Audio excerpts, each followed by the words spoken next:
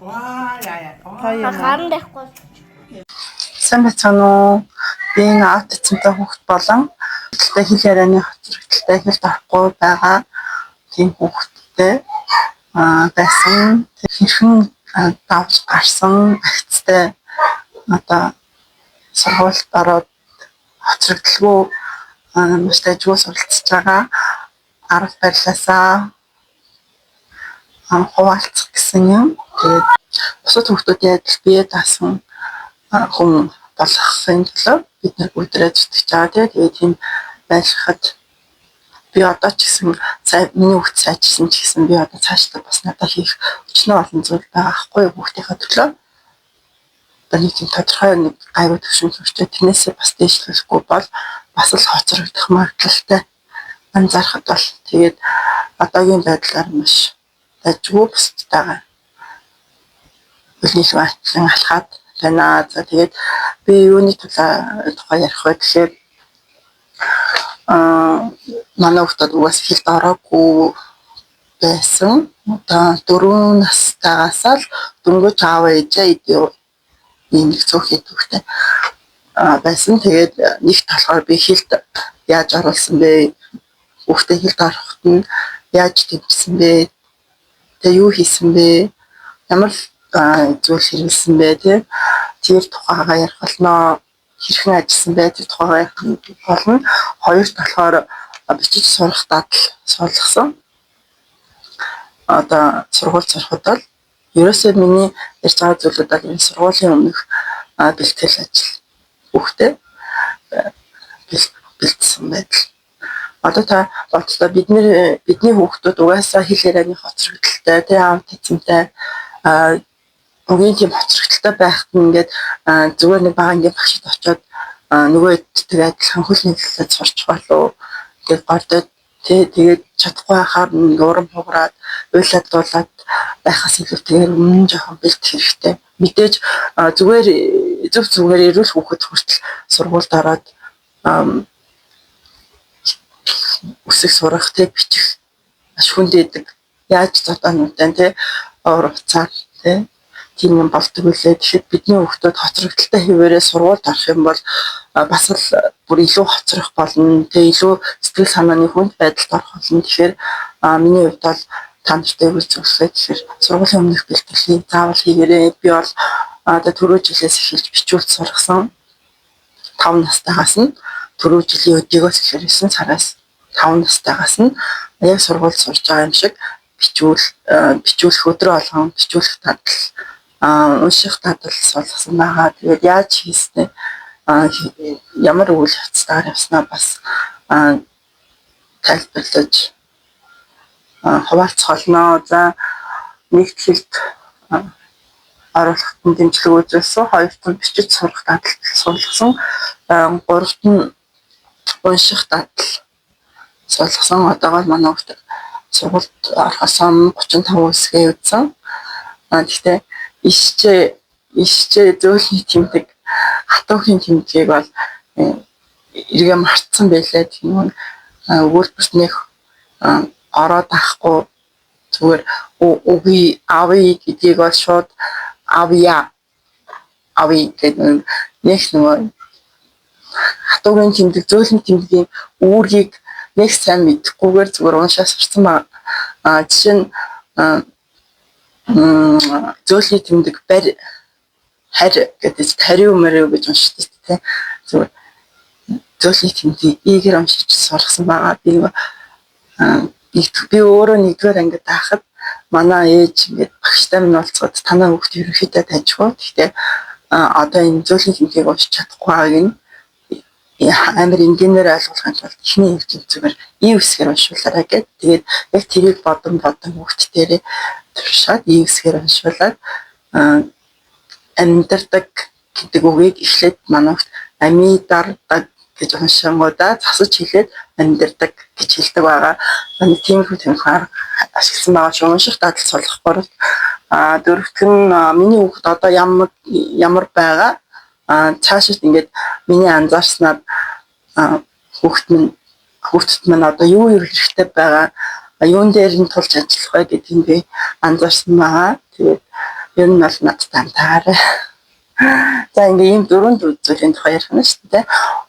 Эхлээд нь хэлд оруулахын дэмжлэг үзүүлэх, хоёрт нь бичих дадал суулгах, гуравт нь унших дадал суулгах, дөрөвт нь миний хүүхд одоо ямар байгаа, цаашид юу хийх вэ? Байнга ингээд хоцрогдлоос сэргийлээд бусдаа хүлэмжлүүлж халахын тулд юу хийх ёстой? Манай хүүхд ямар хэмжээнд байгаа гэдгийг эцэгчд өөр их анзаарч хүүхдээ мэддэг байх шаардлагатай. Тэгээд бид нэр хүүхдээ хөгжүүлэхийн тулд шүү дээ, байнга суралцах хэрэгтэй. Байнга нэг юм ингээ хараад ингээд одоо миний хувьд болохоор юу гэдэг вэ гэхээр автцантай ээжүүдийг дагаад тэгээд хэл ярианы хэл засалж хүмүүсийн ярьж байгааг анзаардаг. Одоо минийхаа нөгөө мишэх ээж гэж байдаг шүү дээ, нэг хүүхэн Японд байдаг хүүхэн баха тийм хэл засалж өгөх юм уу, бага насны хүүхдэд ажилладаг, хэлд ороход нь тусалдаг тийм хүүхэн маа. Тэрний би зүгээр хэсгээ нөгөө нэг хүүхдтэй харьцаж байгаа ингээд харьцаж байгааг нь хараад энэ хүүхдтэй ингэж харьцах юм бол хүүхд ингээд зөв үг зөв ярьдаг болох юм байна. Ингээд ярьж чадахгүй байгааг нь ингэж амар сайн хүүхдийг өөрийг ингэж илэрхийлдэг болгохын тулд хүүхдтэйгээ иймэрхүү байдлаар харьцах юм байна гэд тиймэрхүү зүйлийг анзаарсан байгаа. Тэгээд хүүхдтэйгээ ер нь яг тэгж ажилладаг. Хүүхдээ ер нь тэгж харьцдаг байгаа.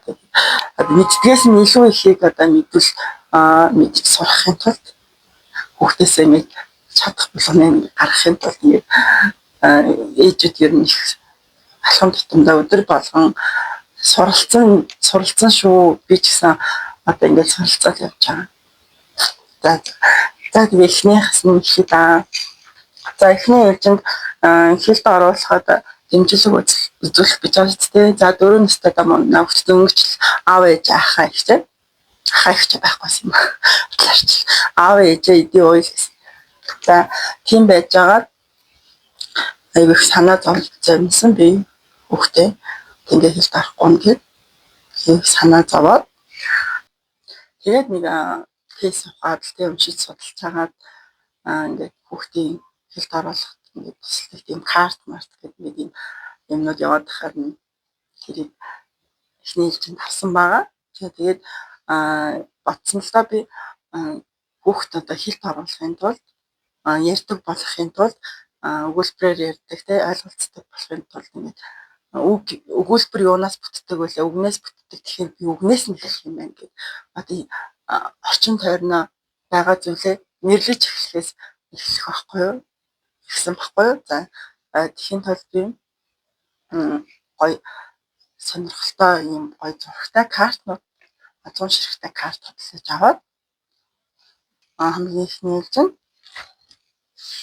хэлд ороогүй хүүхдийг яг хав хойно морь унаг гэд танай хүүхд ямар төвшөнд байгаагаас шалтгаалаад энийг таныг дагж хэлж чадахгүй ч юм. Унаг гэрэ миний ямар хөөх юм бэ? Унаг байна. Энэ туулаа байна гэд хураг байна гэд хэлж чадахгүй байх юм бол арай өөрөөр ярьж жишээ нь энэ миний хүүхд тугал, миний охин тугал өмбүү эштэй. Энэ хараа муурэ мяу гэж дуурдаг те гэл те. Инглээ доо авнаас нь эхэлнэ. Хүүхдэд ингэж юм таниулах нь шүү дээ. Хонь мэ гэж тохно. Энэ морь и хаа гэж орч шүү дээ. Морь гэл те. Тэгээ хэлж чадвал нэршлэр нь хэлж чадахгүй дуу аваагаар нь одоо туулаг дуу аваа хэм хийхгүй шүү дээ. Би ч хэлж мэдэхгүй байна. Тэгэхээр би нэг туулаа том чихтэй ингээд өсөрдөг. Яг өсөж үлдсээр нь үзүүлэн ер нь бол хүүхдийн киноны бат шиг байна дөө би бол. Үлгэр ярьдаг тийм маш гоё ярьдаг хүмүүсийг дахан дөрөж ингэж хүүхдэд маш сонирхолтойгоор зүгээр нэг энэ хураг гэж хэлдэг тийм. Тугал гэж хэлдэг тийм. Энэ муур гэж хэлдэг. Ингэж хийсэнсээ илүү тийм. мяу тавардаг юм юу лээ. Хэлж чадвал муур гэж хэлж чадахгүй бол энэ муур шүү за энэ муур мяу гэж тавардаг. Гэсэн тиймэрхүү байдлаар хэлж шүү. За эхний ээлжинд ингээд амтдаг хэлж сургасан байгаа. За дараагийн ээлжинд ойр хүүхдэд ойр зүйлээс эхлэнтэй имээ дээр тал за энэ тал мал бол ойр шүү дээ. За ингээд дүү том гэж нэг дөнгөж хэл гарч байгаа хөчтэй. Игч тийм. За иймэрхүү амархан зүйлээс эхэлнэ. За тэгээ би өдөрт 10 ширхэг карт өдөрт биш 7 хоногт 10 ширхэг карт гэж бил гаргаж тавиад 7 хоногт 10 ширхэг карт гэж бил гаргаж тавиад өдөрт 2-3 удаа одоо энийг юм давтуулдаг. Давтуулахын тулд одоо хүүхд чинь үгүй юм гэх юм бол одоо зурагт үзэх гэдэг юм уу, утас үзэх гэдэг юм уу тий. Одоо эсвэл танаар одоо манай хүүхд баримлын шавар бол байнга авахулж тоглох сонирхолтой. Ер нь тоглох сонирхолтой. Тэрэн дээр нь дөрөөлнө гадаа гарч дугуй унах сонирхолтой. Тэрэн дээр нь дөрөөлнө за дугуй унмаар байвал гадаа гармаар байвал яг одоо хичээлээ хий. Тэ хичээл нь одоо энэ шинэ үг сурах нэрлэх эднэр байна. Тэгэхээр бичнэ. Тэ тэгэхээр бичих дадлаа багтан дараа нь уншина. Иймэрхүү дараалалаар заавал яг араараас хийчихэж дараа нь өөрийнхөө дуртай зүйлийг хийх би зөвшөөрдөг. Эхлээд яг хуваарлан би амархан хоёулаа гяс нэг хүн дэвтэр юм ихний ээлж нь маш багаас эхэлнэ. За тэгээд гүнж уул лего гэх ихний ээлжинд 10 карт ил гаргаж тавиад өдөрт 2-3 удаа тавтана. Тэгээд 7 хоногт 10 картаа өрхөн ажиллаждаг байсан. Тэгэхээр яг заавал 7 хоног байхад 14 21 хоног зарим хүүхэд болон өөртөө хүүхэд болон өөр тэгэхээр магадгүй 10 картыг сарж ажиллахад яах вэ тий. Хүүхэд чинь сард 10 карт сэжлүүл яг 6 сарын дараа 60 хүүхэдтэй болно. 7 хоногор чижлэх юм бол сард 40 тий 3 сард 120 хүүхэдтэй болно. Мөн үү? Сард 7 хоногт 10 4-7 хоногт 40 3 сард 120 шинэ хүүхэдтэй болно. Тий өгнөд сурснаар өгүүлбэрээр ярих боломжтой болно, ойлголцох боломжтой болно. За ингээд ийм дараагийн ээлжинд 10 өөртөө сандлал гэрт байж лээ тий хүүхдээ ингээд хүүхд тоглож лээ. Энэ хүүхдүүд баг мэдхгүй байх гэж байхгүй ингээд ийм пицца гэл ингээд шатагсан. За ингээд ийм ойр зургийн өгнүүдийг хилүүлж сургаад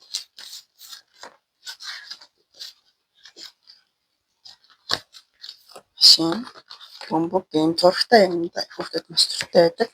За ингээд ийм юмнуудаа нэрлэж сурсны дараа жоох амьдрал яг бидний амьдрал болох хол нөгөө юмнууд жоохон хүндэвтэр болгоод ирнэ. Түрүүнийхээ зүгээр машин бөмбөгөөс арай өөр болгоод ирнэ. Таад тий уудаг гэдэг үйл үг орж ирэл тий. Одоо нэр өгнүүд үйл үнэтэйгээ холбоод ярих гэдэг шүү дээ. Ярихтаа улам ойртод шүү дээ. За амьс тий амьдралтай байна. Ариван их гэдгийг бас ингэж хэлж чаддаг болгондаа шинэ амтан тий үхэр морь туулай гэдгийг чинь нийтэд нь амтан байна. Бүгднгийн нийтэд нь амтан гэж хэлж өгөн тий тэгж сургана. За нисээд гэдэг ингээ үйл үг хан гэдэг одоо орчноо бас хэлж сурна. Хөвгүүд олон анайса зэрэг за ингээ түрүүнийхээ машин бөмбөгөөс арай илүү хүндэвтэр болоод ирлээ. Тэгээд дараа үйл өгнүүд өмсдөг тий. Бусдад харилцахдаа хаана байна тий. Ээжээд хаана байна гэж асууна шүү дээ.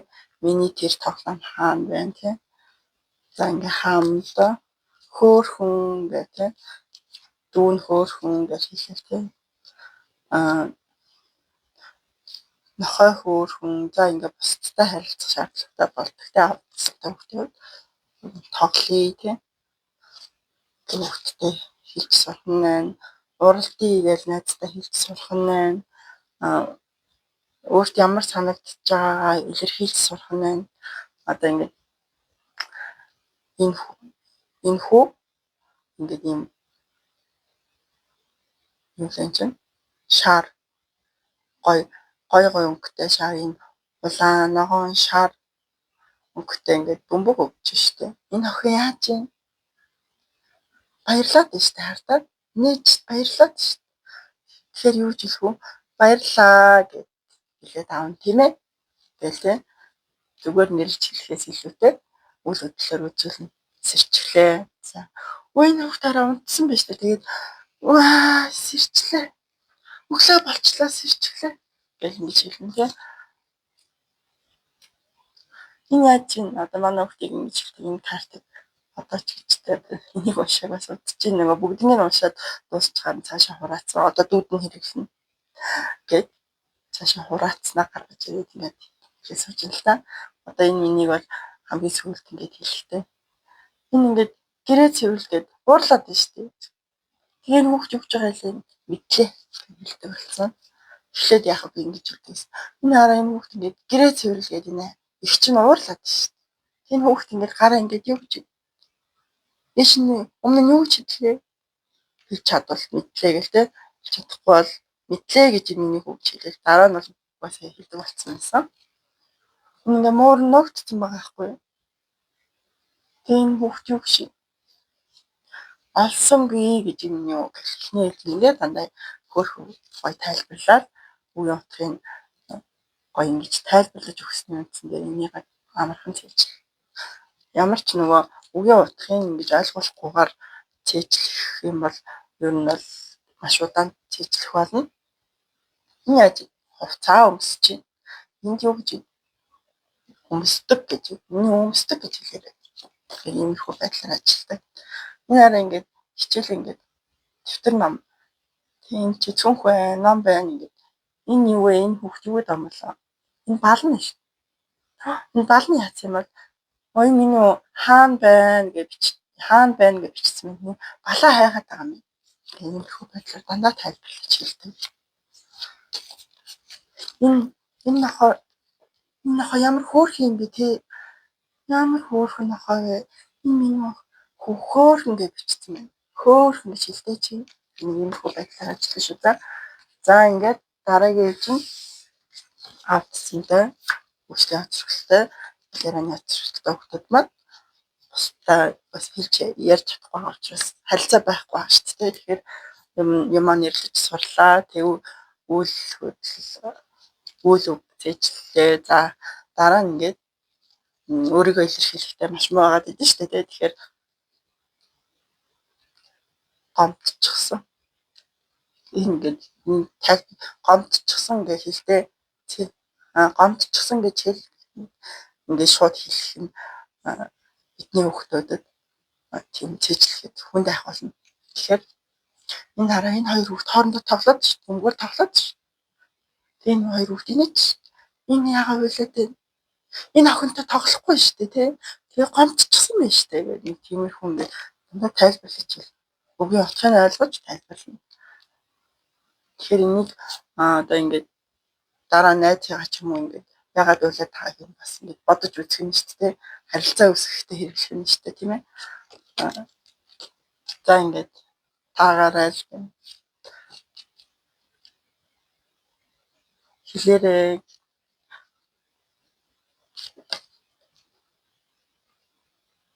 Хайртай энэ хөөрхөн муур хайртай гэж штэ.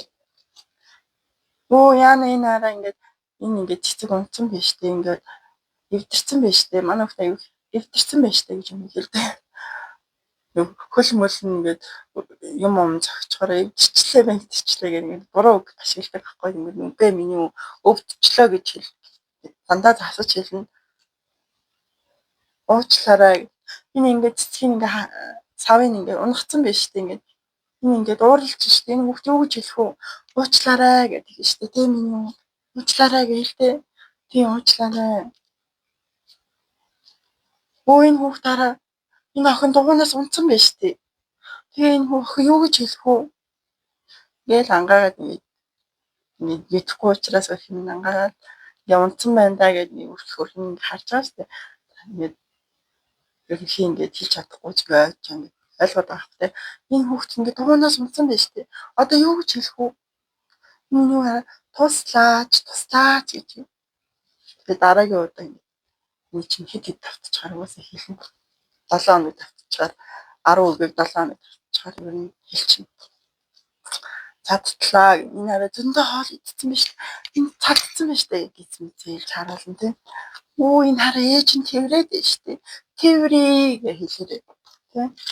Өө энэ хараа байлтыг хоёр хүүхд тоглоод байна тийм. Өө найз. Чамд найз байгаа лу. Чиний найз хин гэдэг цэцэрлэгт хамт найзлалтай тоглодог найз хин гэдэг юм. Найз гэж юм тийм. Баяртай явж штэ. Баяртай гэ өөрөө дараа нь хэлдэг болсон байсан. Замг ямар идлээ минь юу? Амттай гэж хэлээрээ. Нэг юм их байлаа. За дараагийн хэлцэн яах вэ? Дараагийн хэлцэн толгойг төрсөн өдөр муурын зулцаг ямар гоё вэ? Оо энэ цэцэг ямар гоё вэ гэх. Ямар гоё вэ гэж хэлж штэ. Чи ямар гоё вэ гэж хэлтэй. Дараач хэлцэн сайн уу тийм. Дараач хэлцэн толгойг зургтай ном хэлсэн. За тэгээд энэ бас нэг хідэн ийм сүмүүд байгаа энийг болохоор манай хөлт уншиж сурсныхаа дараа уншсан байгаа. За тэгээд хэлд оруулахад иймэрхүү байдлаар харилцах нэ. Тэ одоо нэг гоё зурагт комикс ном ч юм уу тийм гоё сонирхол татсан зурагтай номоор хүүхдээ гоё сонирхлыг нь өдөөж ярьж сурах нэ. За хэлд оруулахад нь бол иймэрхүү байдлаар туссан. Ингээд одоо хүүхдүүд ихлэ ингэжтэй ус уухыг оо гэх нэг аяг маягаа заа доорой гэж өвчж мэвчээ тэ тэгэнгүүт нь яах вэ гэхээр ус уух юм уу үгийн дандаа гүйцэж хэлж байгаараа заяа. Тэгээ сүүлд манай хүүхд нэг жоохон одоо урт үедээ үгийг эсвэл одоо дэвтэр гэдэг үгийг дэвтэр гэдэг нэг гол юу гэсэн гэж мэдж хэлдэг. Тэгэхээр дэвтэр гэрээ минь дандаа ингээд буруу үг хэлж явах юм бол засаж хэлнэ. Тэгжээж хүүхд чинь тав сайхан ярьдаг болно. Тэгээд дах юм бол усуу гэдэг бүрэн өгүүлбэрээр ингэж тайлбарлаж хүүхдтэйгээ харилцаарай. Тэгээд миний хувьд бол бас л их хүүхдтэй сайн ярьдаг хүн бол биш байсан. Азар том маань 10 настай охин байдаг. Тэр маань ингээд ихч дүүнэрийн ингээд хүүхдүүдтэй өссөн болохоор тэдний буйнаар аюул сайн хэлд орсон.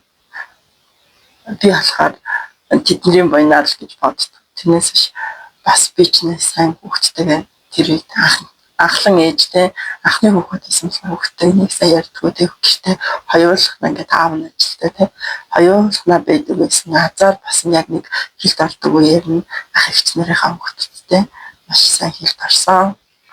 Маш хэрсэн охин болсон байсан. Цэцлэн багш. Миний гар хөл болоод амар хөөрх шүү дээ. Хөөрхөн байсан. Тэгээд унтах дээрээ болохоор би нэг сайн хүүхдтэй ярьдаггүй байж байгаа. Тэгээд ярихгүй болохоор санаа зовсон доо нэг хүү арга хийсэн байгаа. Тэгээд байнга л одоо ингээд дадлах туршлагатай ямар хүмүүсийн тэдний яриаг сонсоод тэ хүүхдтэйгээ яаж ажиллах хэрэгтэй эсвэл цэцэрлэгийн багштай болж ажиллаад яавал дээр харин надад зөвлөж юм байна тий тэр болгонтэй асууж зөвлөгөө авдаг. байгаа. Багш нь одоо ингэрээ тийрээ хөрхөн зөвлөгөө өгчдөг. Азар айгу одоо түрүү жил 5 сард манай хүү 1 сая ярдггүй байж байгаа. Смуутад аншлуулсан чинь одоо тэр смуутийн ажиллагааны юм чинь манай хүүгээс ингээд нэг тийм энгийн зүйлүүд асуух манай хүүхд тэр хүний асуултыг юу гэж асуусныг ч үл хайхран сонсохгүй байгаа ойлгохгүй юм тийм үл хайхран тэр өрөөнд дотор тоглоомуудын тухай яриад colors байна штэ тийм тэгснэ багш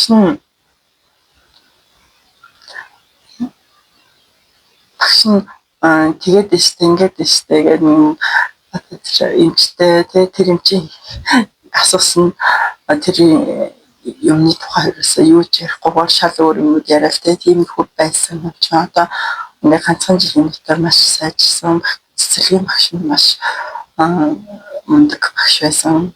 Тэгээд би өөрөө бас гэртээ үзэж таарна багш нь тэндээс айгүй нөгөө мэрэгчлийн зүгээс бас айгүй сайн хүүхдүүдтэй ажилладаг ганцхан манай хүүхдүүд биш бүгднтэй тэгж яаж тулж ажиллах юм байна лагл багш байсан. Бүгдээрээ л айгүй мундаг болцоож төгссөн тэгээд амар биширсэн. Тэгээд манай хүүхдийг бас айгүй сайжирсан танаагттай алцахгүй дээ тажгүй дээ айгүй хөрхөн. Тэгээд яах вэ хүүгээд их асуудаг байсан. Ерөөсөө төгшөлгүй тэгээд амар зүгэлтэй байсан. За тэгээд багшаас амар чухал дээ. Гэхдээ 10 жил тал тэгж тулж ажиллах ямар ч боломжгүй шүү дээ. 50 дүү. За тэгээд стач гэх юм уу маш мундаг багштай тарсан. Тэгээд би өөрөө бас сургууль орох гэж юм чад өөрийнхөнтэй адилхан биш байна тийм. Тэгээд амар тийм санаа зовностой миний хүүхд ирээдүйд яаж амьдрах юм сургууль сурах хэвээр сургуультай яаж сурах юм тэгээд ийм байж яаж хоцрогдлохгүй сурах уу амар санаа зовстой. Тэгээд хүүхдээ маш ажилласан багшнаас маш хөрхөн зааж сургасан. Тэгээд хамтын хүчээр манай хүүхд маш дайггүй багш нь танаа хүүхд дайггүй гэл зүгээрээ дайггүй гэлтэй амар хором өгсөн. Тэгээд маш дайггүй доор байгаа. Хэсгийн видео минь устсан байна. Одоо уншиж сурсан тухай ярих болно. Би хүүхдээ сургуульд орохоос өмнө уншуулж сургая гэж бодоогүй. Гэхдээ өмнө нь ихчийнх нь хэрэгжилж байсан 35 үсгийн баркад 1-ээс 100 хүртэлх тоотой баркад ингээд хан дээр минь наалттай байсан. Тэрийг хуу маань ингээд өөрөө уншаад алим баавга бөмбөг гэж ингээд уншдаг байсан. Тэгэхээр би нөгөө дэмжиж өгөөд миний хүүхд ингээд сурах гээд байгаа мэн гэдэг нэг сурах гээд байгаа хүүхдийг чинь дэмжиж зааж өгсөн байгаа. Тэгээд бүр 20 хоногт 35 үсгээ цээжилсэн. Алим Б баавга В вар Г ха гэл те бүгдийн цээжилчихээр нь за ер нь уншаад сурсан ч гэмгүй маань хорвоо ертөнцийг танин мэдхэд туслах юм болоо те ухааны нараад хурдан тэлэх юм болоо те өргөн цар хүрээтэй ярьж чаддаг болох юм болоо гэж бодсны үндсэн дээр үсгийн зааж өгөхөөр шийдсэн. Тэгээд тэр балкадны 35 үсгийг цээжлээд би одоо зургийг харуулж цээжлээд үсгтэй хамт хэлээ сурчлаа шүү дээ. Алим би бааваа гэдэг бүгдийг хэлээ сурчлаа. За энэ хүч чинь үсгээ цээжлсэн юм чинь одоо сургуульд орохт нь одоо тэртээ тэргүй ингээд зан харилцааны хувьд жоохон очирхталтай тий хүмүүстэй яаж харьцаа мэдэхгүй. Тэгэхээр ядчил сургуульд орохт нь уншдаг бичдэг болох чи тий манайх нөгөө нийгэм заахаар амар зөрүүд амар нэг жоох юм болохгүй байхаар нэг өөрөө чадахгүй байхаар амар стресстэй уурлаад харьцаад маш бэрх болдог байхгүй. Тэгэхээр яг ингээд сургуульд ороход би одоо эхний нэг хүүхдээ ингээд нэгдүгээр ангид сургаад одоо 5 дахь ангид ороо гэж штэ. Тэгэхээр нэгдүгээр ангид хүүхэд яаж стресстэй би өөрөө яаж стресстэй нэг гадарлаад байгаа байхгүй. Тэгээд эртхэн бэлдсэн дээр юм ингээд үсгээ үзэж гисэн. Тэгээд Балкатын 35 үсгээ цэжлээд ингээд би тэмчгүүднээс дахиад энэ Монгол үсгтэй карт худалдаж авсан байгаа. Би нэг чинь 35 үсгтэй карт 6500 л тааш. За ингээд эхлээд зургийг хараад ийм дүү бэл болов мөн тэ им муур гэж хэлчихэж байгаа юм тий. Зургийг хараад хэлэн тий. Яг тэр 35 үсгийн Балкатаа зээжсэн шигээ зээжсэн. Тэнгүүдээ дараа нь зураггүйгээр хэлсэн. Хагас йогурт зэ ка юу яа гэдэг хэлээс сурцсан байсан. Ингээд бас л ихний энийг ч яах вэ ингээд 2% байгаа л 35-ыг 2% хараад энэ 10 тийм ээ. 10 тарих тийм 7 хоног тэгээд сурсан. За тэгээ 35 үсгээ цээжилсэн юм чинь. Тэгээд би уншихын давуу талыг бодохгүй юу. Уншихын давуу тал нь манай хүүхд нөгөө амар үлгэрэн дуртай. Цэцэрлэгт авахаар нөгөө хоол моолн таалагдахгүй. Ер нь ихтэй ногоо өвчтэй тэгээд кашин дурггүй, ногоо нэг дурггүй. Тэгээд ихэрч нөгөө цэцэрлэгт идэх хоолгүй ингээд амар тийм амттай шимттэй ингээ хоолнд их дуртай хүүхэд байгаа гэдэг.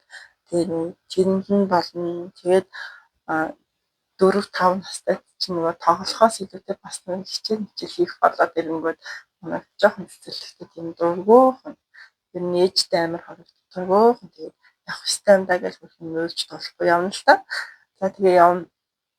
Гэхдээ би уншихын давуу талыг бодсон чинь манай хүүхд нэг үлгэрт дуртай үлгэрээ өөрөө уншдаг болно гэлтэй тий гэж бодлоо гэж бодсон. Тэгээд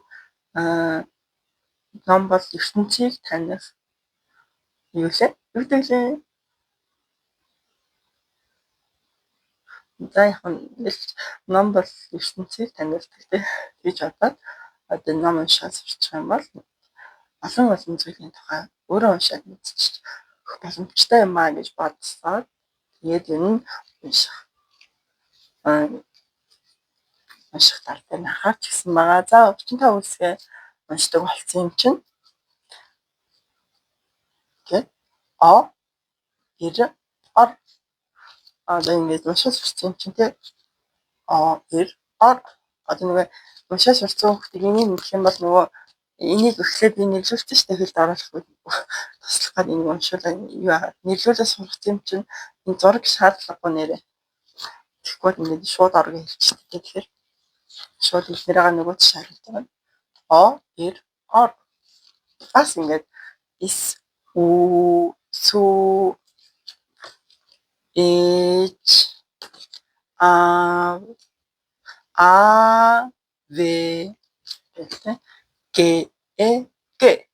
вэ гэ гэдэг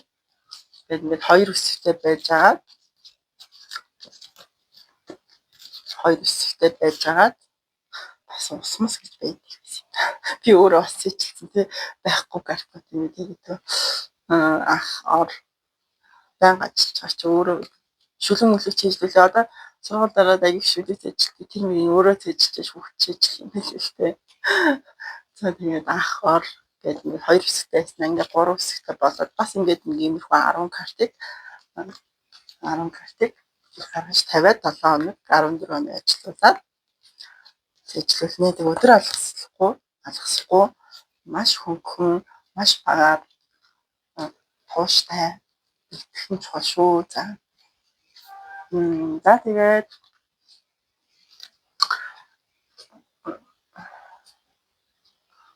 унших руу арчлаа. Тэг за яг юм унших тал дээр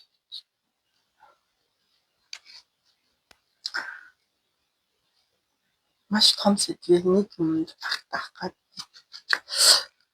За ингээд сая 2-3 мөртөө байсан. Одоо тэгээд мэдээсээ түүш.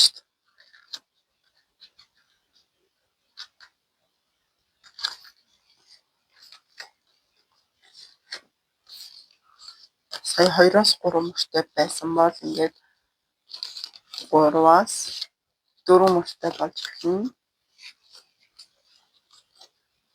5 мөртөө болж эхлэн дараа дараагийнхаа 10 картад илтгэл тавиал цээжлэлт бас гарын цаашаа тавиал цээжлээгүй 10 картыг ил гарч тавиал иймэрхүү байдлаар уншиж сургасан ингээл тийм бөмбөг машин гоо тал гэдэг үеэр тасалж уншуулж сургана. Лоо ван я лоо мондл ширэ за ингээд уншиж сургасан. Тэгээд дараа нь ингээд далай хос гიშгтэй ёотой тоглоё уралдъя гэд яав гэсэн оруулсан гэх ерөөсө картнуудаа ялгаад хөнгнөөсөө хүнд болгоно. Гомдчихсан гэж 8-10 үетэй үсэгтэй үг хэлээл тэ. Ингээд сунаа тэгээд энэ картнуудаа бүгдийг ингээд зургийг харахгүйгээр уншаад нөгөө хойд үгийн хэлээд уншаад сурсан.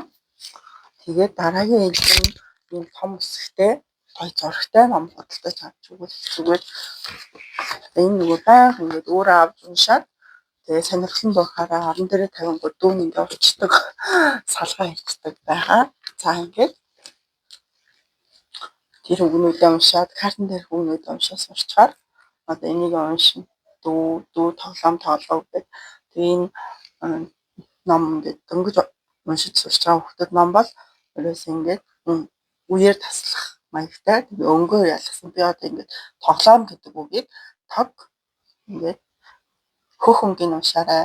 Тог одоо нийл ягааны уншаарай. Лом холбоотой тоглоом тэ тог лох ша тар дур тай энэ үгээр чавстаа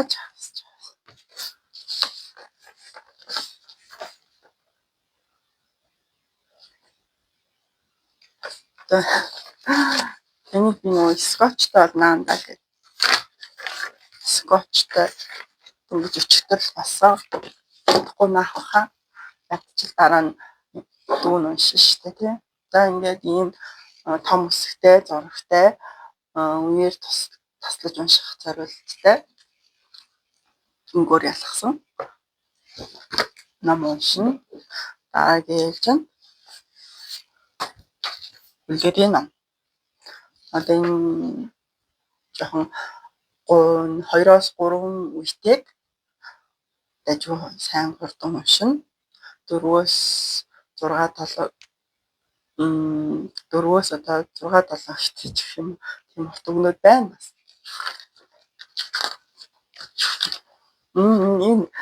Энийг ерөөс хэлж чадахгүй байсан аахгүй. Эсвэл болгоомжгүйгээсээ энэ хэдэн үетэй гом 2 гомжгүй 2 3 г 4 с 5 ингээд 5 үетэй унших манай амар удаа бас дараа нь уншаа гэдэг нэг өдөр болгон уншдаг. Тэгээд чадахгүй байвал хит хэлж өгчөө. За дараагийн үгээ уншаа. Чиний гэхдээ дараа нь хэлж сурна шүү гэдэг. Орхицсан хийсэн чинь хийж би уншчлаа гэж хүрээд ирсэн шүү дээ. Ээж хартаа болгоомжгүйгээсээ хэлээд би чинь бүр энийг уншсан гэхээр баярлаа. Чадахгүйсэн чадчихлаа юм. Амар урт уншиж чадахгүйсэн аахгүй. Энийг бүр амар баярлсан. Ээж би уншаа сурчлаа хүрээд ирсэн шүү. За ингээд энэ могоон бөмбөр Маша Баава 2 гэдэг үлгэр байгаа. Өөр юм хэлсэн. Таныг дахиад нэг 2 бүлэрийн байгаа. Ингээд энэ нэрийг одоо нэг сайн биш. Эхний хэдийн хууцын чэйжлээ. Энэ миний чинь ингээ уншихын сонсох юм бол зүгээр паст янз хизээ яаж уншаа сурцсан юм шиг. Янз уншин танц цээжлсэн байхгүй. Тэгээд ингээд эхний 2 3 нүүр айгуу лаг уншноо. Яа ингээ уншаа сурцсан юм уу гэх үгүй л дээ. Одоо эндээсээ эхлээл 4-5 дахь хуудснасаа уншаад бүсгэлээд эхэлнэ. Үйлээд эхэлнэ. Яг сайн гүйлгэж уншиж чадахгүй. Тэгээд сая сүүлийн сар нөгөө сургуульд орсны дараах нэг тийм даалгавраа хийдэг, бичдэг тийм темп руу ороод уншдаг юугаа темпээ уншдаг дадлаа нөгөө түр орхицсан чинь эргээд муутцсан гэсэн. Тэгээд саяхнаас эргээд уншдаг дадлаа хийж гисэн байгаа. Яна сургууль орох цаг. Би сая хүүхдээ сургуулиас нь аваад ирлээ. Багш нь тэгээд хүүхдүүдэд тараангаа эцэг эхчүүдтэйгээ уулзаад заавар зөвлөгөө өгөөд хөөргөн зогсож яадаг. Маш гоё харилцаатай хүн байдаг. Тэгээд багштай нь уулзсан чинь ингээд одоо нэмэлтээр юм дэвтэр уншуулаарай бичүүлээрэй гэж. Тэгээд бид хоёр ингээд өнөө турш бичсэн. Тэгээд тийм баясах аягүй сайн гоё танаа хүүхд аягүй сайн бичиж байгаа. Тийм би одоо бас бичиж чадахгүй хүүхдгээ яйтаа гэж ээж нэг хөрхөнд хэлчихлээ. Тэгээд бид хоёр одоо шинэ бичлэлтийн юу гарсан. Бичих одоо үсэг бичих нь арай өөр болчих.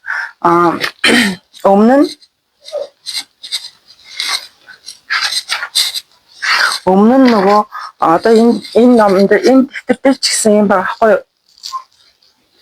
Үсгийг одоо эндээс эхлээд ингээд дээшээ яваад доошоо тойроод дээшээ ирж аваад ингээд доошоо тэг ингэж бичсэн байсан чинь одоо энэ үсгийг чинь одоо энэ багшийн байж ороод ингэж энэ доороос ингэж эхлээд ингэж бүтэн тойрж оруулж ирж байгаад араар нь дээшээ явуулаад тэгээд доошоо дахиралтуулаад тэгээд нөгөө уртаагаа бичгтээ одоо энэ дахираас эхлээд дахиад ингэж хагас тойрог ингэж үүсгээд тэгээ бүтэн тойрж орж ирээд ингээд ингээ араар нь ороод ингээд бичдэг болчих би мэдэхгүй хүүхдээ ингээд бичээ сургасан аягүй айтайхан бичиж уртаагаа ингээ холбоод аягүй асуудалгүй бичиж ин гэхдээ гол нь багшийн залтаас арай өөр юм гэхдээ бол та нар одоо ингээд сурах гэж байгаа бол яг тэрийг бас жоохон судлаарай заяа одоо ямар дарааллаар бичиж байгаа вэ жишээ нь үсгийг эндээс нь хийж бичгээ болчих энэ доороос бүтэн тойруулж байгаа гэж дуусгадаг басан байна шүү. Тэгэхээр манай хүүхдийн би хэлсэн байхгүй юу? Багшаа нөгөө багш нь групп дээр одоо нэгдүгээр ангийн групп дээр ингээд бичсэн. Юу бид оролцсон байхгүй юу? Энэ үсэг бичих заах ингээд зааврын байгаа шүү. Энийг яг энэний дагуу бэлдээрээ гэж бичсэн байсан. Ингээ харсан чинь харин ингэж доороос эхэлдэг болох ч тэгэхээр нэг нь бичээ сурцсан. Тэгээ бас давгүй бичээд байгаа болохоор би юу асуу. Өнөөдөр би асуусан болохгүй л одоо өөрчлөхөөс гэж бодоод тэгээд багшаа бид хоёр нөгөө хуучин бичдэг байсан үсэг холбох нөгөө 2А яаж холбогддог нөгөө хуучин бичдэг аргаар нь бичээ сурчжээ. Тэгээд багшаа бид хоёр хуучин аргаар бичээ сурчжээ гэсэн чинь тэгвэл зүгээрээ яах зүгээр штэл байдаг гэсэн. Тэгээд одоо тэгээд тийчээр нь л хэлсэн. Ингээд хилээд сууж исэн хүн чинь орой хүүхдээ яг шинэ бичлэлээр нь бичүүлээд үтсэн чинь нөгөөх чинь маш хурдан сурсан. Тэгээд шинэ бичлэлтэй хэрнэ бичүүлж сургасан. Асуудалгүй болсон. Одоо нэг тиймэрхүү яг юм гайтайхан адилхан л гоё бичиж байгаа юм чи хамаагүй шүү дээ. Тэгэхээр за ингээд бичих тал дээр бол ер нь унших, бичих, ярих тал дээр ерөөсөө байнгын давтамжтай хичээл зүтгэлээр одоо хэвчтэй байлаа шүү. Би бүр өдөр алгасахгүй энэ даалгавар гэх юм уу? Даалгавраа хийх хоёулаа гэж тэг бид одоо утас зурагт нэгтгэж ч юм уу, гадаагаар нэгтгэж ч юм уу эсвэл одоо тийм тоглоом. Тэгээ баримлын шавар ер нь хөвчлэн хэвтэлтэй баримлын шавраар юм хийх төртэй. Тэгээд баримлын шавар аваад өгч гэх юм уу. Тиймэрхүү юм дээр нь одоо дөрвөлөл одоо юу яадаг байсан. хоёул хичээл хийчих. Дараа нь чиний хүсэж байгааг хий гэдэг байсан. За одоо бичих дадал ярья. Бичих дадал сурлахад дөрвөн шат дараалалтай арга гэсэн. Эхнийх нь болохоор хамгийн эхний дадал бол зураг зурах, будах нь амар чухал гэдэм билээ. Тэгээд маш гоё буддаг, зурдаг боснороо одоо бичихтэй бас айгүй төхөн байх болно. Тустай байх болно. Тэгэхээр зурах, будах тийм ур чадварын дэмжих үүднээс гоё боддог зурагтай ном те гоё зургийн тэр гоё өнгийн харанда палмаструудыг авч сонирхлын тавтаж гоё сайхан зураг зурхад нь дэмжиж эсвэл эцэгчүүд бас зурх одоо гоё төснүүд нийлүүлж байгаа гоё амтэн зурдаг ч юм уу те тийм юм хамтдаа хийж болох юм эсвэл өөрөөсөө гоё сэдэд зурж тавих гоё урамшуулад тэгээд зурх бодох нь одоо бичиж сурах хамгийн ихний дадал туршил бэлтгэл ажил байх нэ. За ийм талаас нь бэл дээрээ за хоёрт гэх юм бол зурлаг бичүүлэх цэг холбох холбосон нөгөө юунууд эдэн штэ. Цэг холбосон. Одоо жишээ энэ чинь одоо энэ хоёр гэж байгаа. 3 1 одоо энэ дэвтэрийг бол сургууль орохоос өмнө сайжлаад өгөх хэрэгтэй санагдсан. 1 2 3 Энэтэй бүр нэлээд юм хийсний дараа хийж эхлэв шүү. Гар нэлээд зөвшөөрсний дараа одоо нэг тасгал ажлын дэвтэр нэг энэ зурлагаар энэ шулуун зураасаар эхэлж гин. Энд чи эхлээд энэ цэгүүд байгаа. Ингээд эхлээд ерөөсөө зүгээр шулуун зураасаа ч зурч чадахгүй энэ төвшний хүн байжээ. Энэ бүр баг бас арай агцсан энэний өмнө бас нэг айгүй муухай дэвтэр хаягдсан байгаа байх. Арай гайгүй болох нь би авч үлдсэн байх.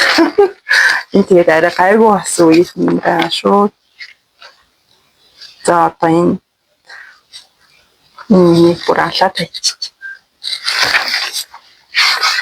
Тэгээд би ингээ хамт сууж хичээл хийхээр шал өөр бичнэ. Намайг яваад хоолундаа хийгээд гэр оноо цэвэрлэх ингээд хажууд нь байхгүй бас нэг айгүй мухаа бичнэ. Хажууд нь сайхан суухаар аваа нэг юм бичнэ тий. Одоо займаг бол одоо сургуульд орчод баг зайгаа авч сурч байгаа дөө ингээд займаа бол байхгүй л байсан. Ингээ хажууд нь суухгүй ийм юм хийх хүндээ. Тэгээ гайгүй басан сайжирсан. За нэг ийм хүн байж байгаа. Тэгээд сүүлийн одоо энэ 3 дэвтэр сүүлийн зуны амралтаар хийсэн 3 дэвтэр нэг юмрхүү байгаа. Одоо энэ хоёр дээр харьцуул хийх та. Энэ хоёрын аль нь хоёр дахь дэвтэр нэ? Энэ юм шиг байна те. Сүүл рүүгээ манай хүүхд энэ цэг холбоотой амар дургу болсон.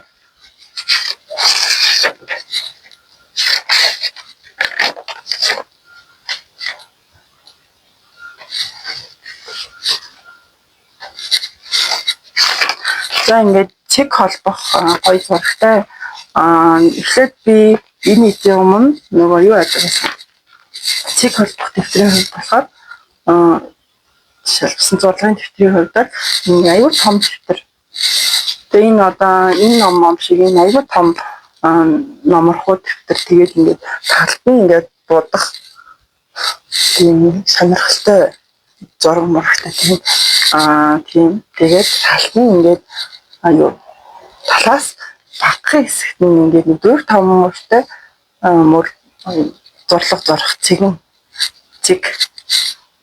цэгээр холбох таслууд тийм юм байдагсан. Тэгээд өдөрт ингээд нэг нүрний ингээд энэ будах хэсгийг бодоод бичих хэсгийг бичээд тэгээд ингээд дуртай өөрийнхөө хүссэн зүйлээ хийгээд тэгээд нөгөө одоо утас үзлээ гэхэд 30-аас 40 минутаас илүү хэтрүүлэхгүй тэгээд за байлаа одоо нүд нь өвдчихлээ миний хүүгээд ингээ болоод хэсэг хугацааны дараа мэдээж угаал нь тоолж монголжоод дахиад цэцүү үзмээр санагдах юм бол эсвэл гоё баримтлан шороо тоолмоор санагдах юм бол тэгэл хичээлээ хий гэх юм л дээ. Тэгээ нэг удаа нэг тиймэрхүү. Одоо тэгээд бодлаа. Тэгээд бичлээ. Тэгээд тэр үед чинь уншиж сураагүй байсан. Тэгэхээр дөнгөж нэрийгээ нэрлдэг болсон юм байна да. Тиймэрхүү байсан. За тэгээд чигээр холбосон дэвтэр дээр бичиж сурах нь эхнийх нь зурах болох байсан. Хоёр дахь нь чигээр холбосон дэвтэр бичих зураг зурах. Тэгээ зурагтай ном ашиглаарай. Тэгээ сонирхолтой гоё зураг өнгө хосолсон тий бичих дадал суулгах тийм дэвтэр ном ашиглаарай. За гуравт нь болохоор хувилтай дэвтэр хэрэглэсэн байгаа. Хувилтай дэвтрийн хувьд бол би энэ өсөг рүү бол нэг хараагүй. Өсөг рүү нэг хараагүй. Тэгээ цог хийдийн бичээ. Тэгээ гол нь би энийг бич. Энэ хэдэн зургийг аягүй зурсан.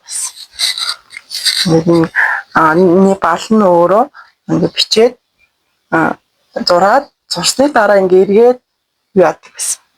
Арилждаг болохоор тэр балыг ер нь за нэг хэдэн балтай ирлээ. 4 балтай илүү 8 балтай чиглэлөө ирсэн. Тэр балыг доосон дуустал ингээд ашиглах боломжтой энэ номыг болохоор яагаад гэвэл өөрөө арилждаг бал учраас.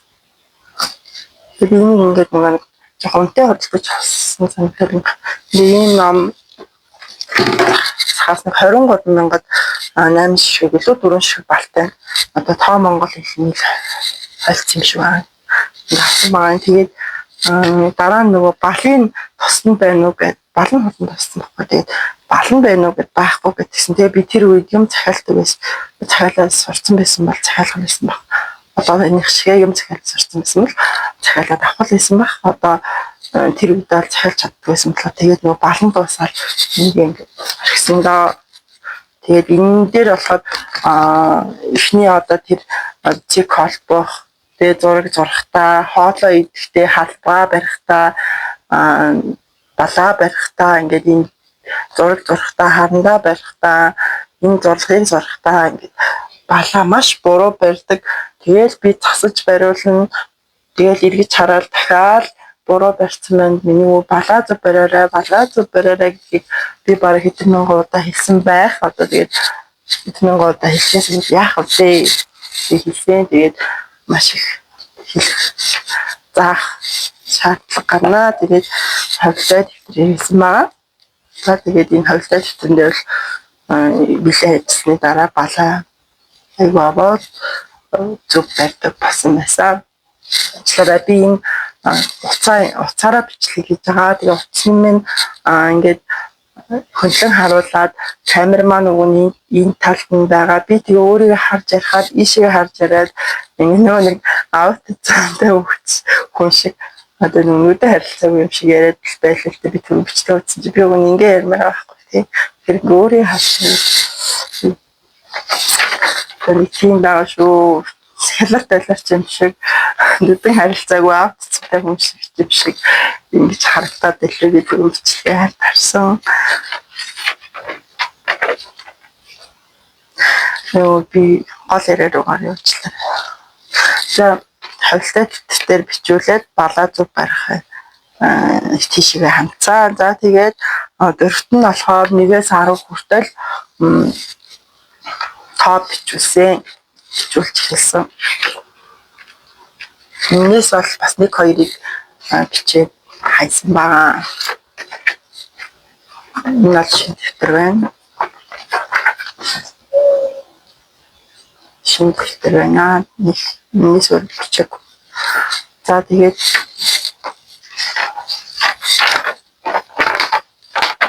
1-ээс 10 хүртэл тоо бичих нь үсэг бичгээс илүү амархан байдаг.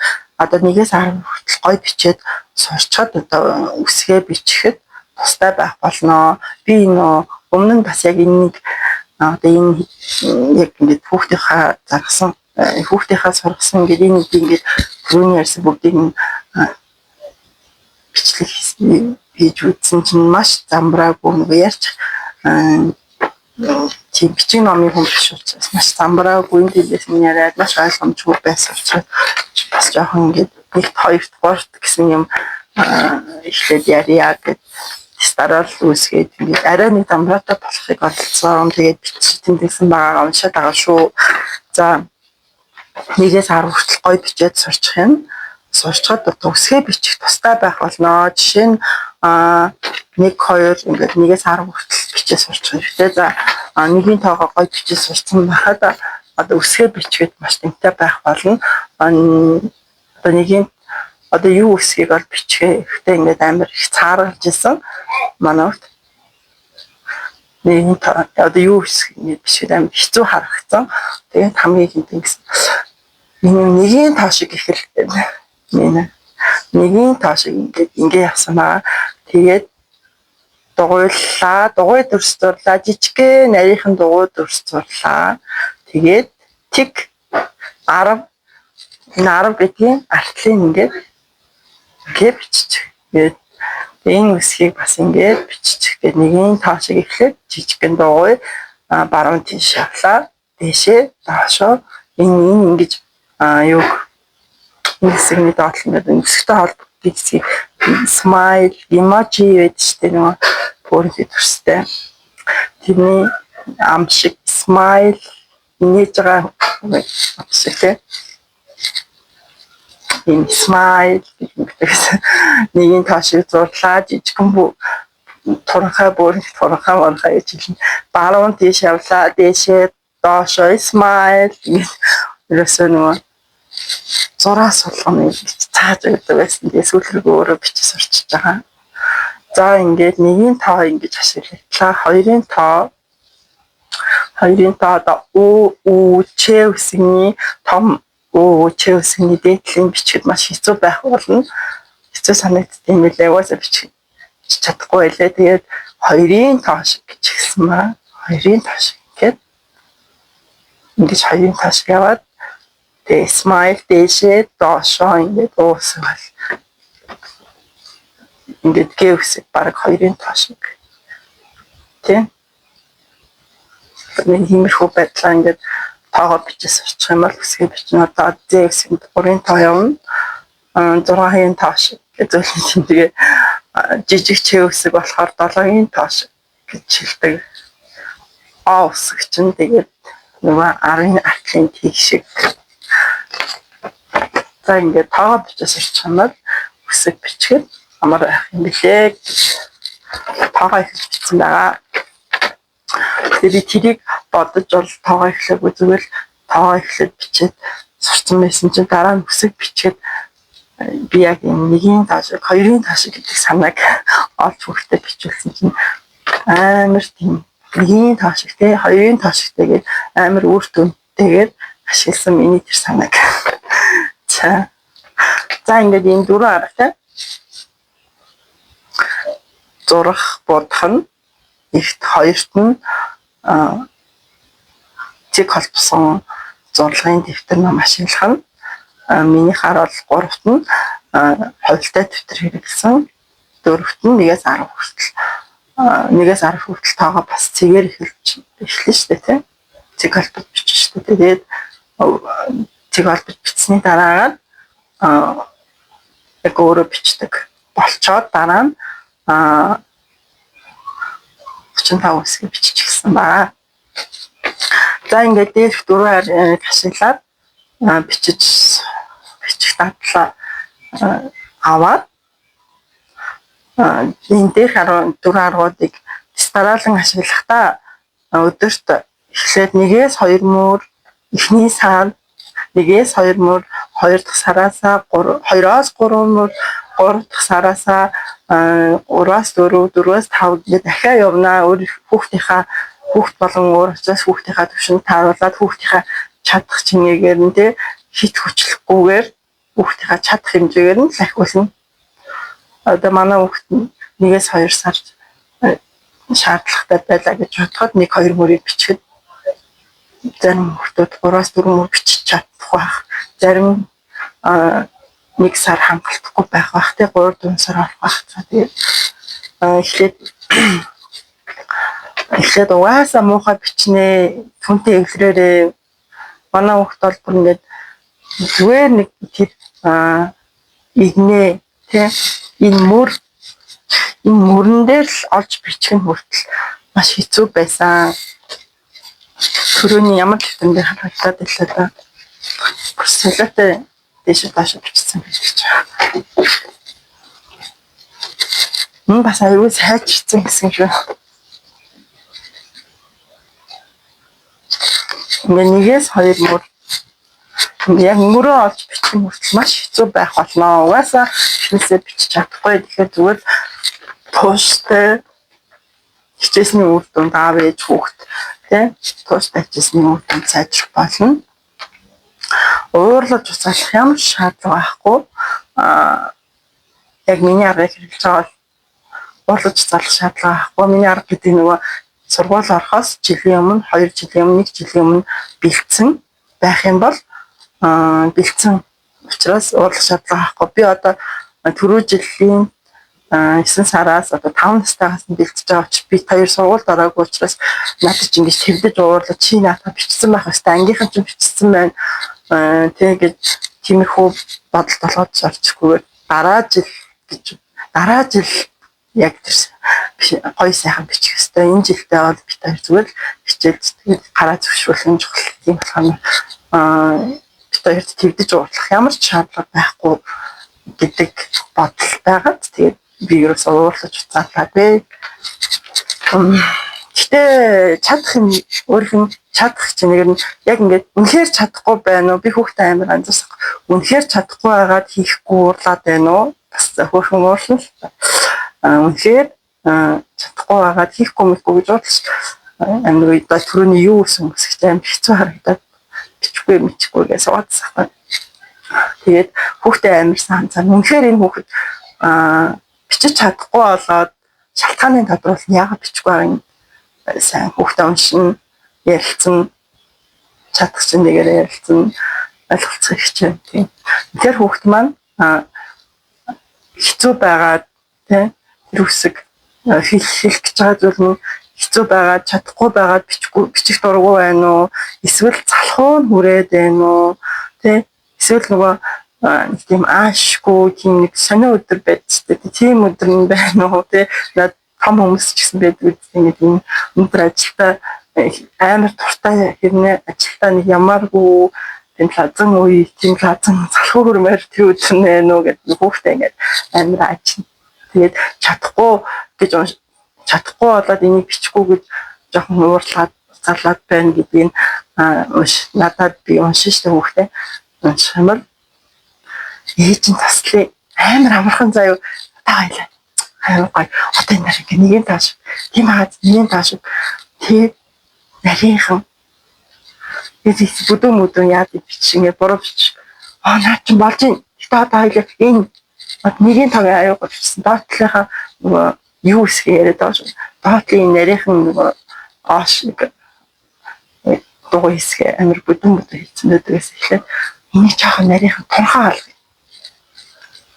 одоо зөв одоо баруун тийш тэ одоо хэсэг шиг тик арын артлын тик шиг зөв стахой чадчихлаа штэ гэж чадж байгаа юм дээр нь ерөөс алгасахгүй урамшуул. За тэгээд угаасаа мохой бичин уурлаж талах шаардлагагүй ягаад гэвэл жилийн өмнө бэлтэж байна гэд тийм сэтгэхүүгээр хүүхдээ бэлтээрээ.